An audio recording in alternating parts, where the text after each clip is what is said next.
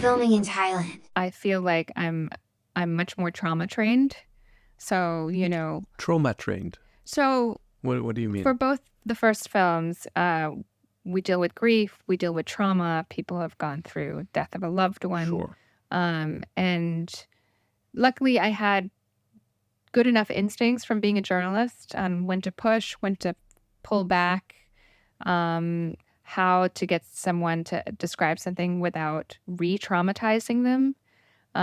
But those are skills that I had some practice with as a journalist, even with my first film. But, that first film, I really was quite careful, very, very, very, very careful. Too careful, you think? No, I think even now I felt like I did the right thing taking 5 years. I wouldn't have felt good about myself if I really pushed them right from the beginning. And I think not only would I have, ended the project, if I pushed too fast, but also I didn't feel like I had the right to make them, to re-traumatize them. This isn't a story that is, about a politician or international news or people who want attention. This is a very private story. And it's much more philosophical and personal rather than like newsy. And then the second film, of course, like we had children.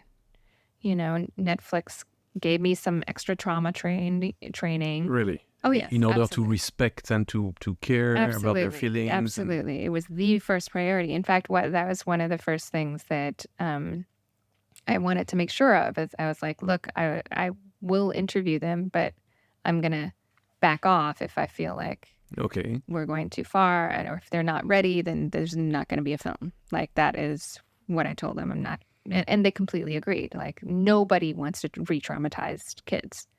Nobody, but as now I'm on my third film, I'm much better at figuring out where the lines are and reading people and how to interview people in a sensitive way. Filming in Thailand. Explore the hundreds of movies, series, and documentaries filmed in Thailand every year. This is Filming in Thailand.